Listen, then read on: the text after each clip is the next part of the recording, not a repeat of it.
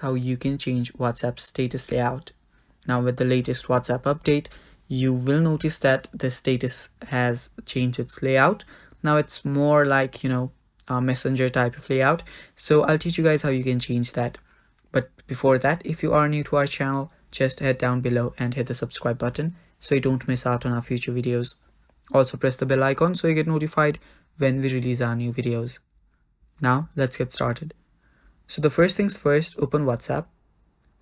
After you do that, go to updates on the bottom left, and there you will see the status.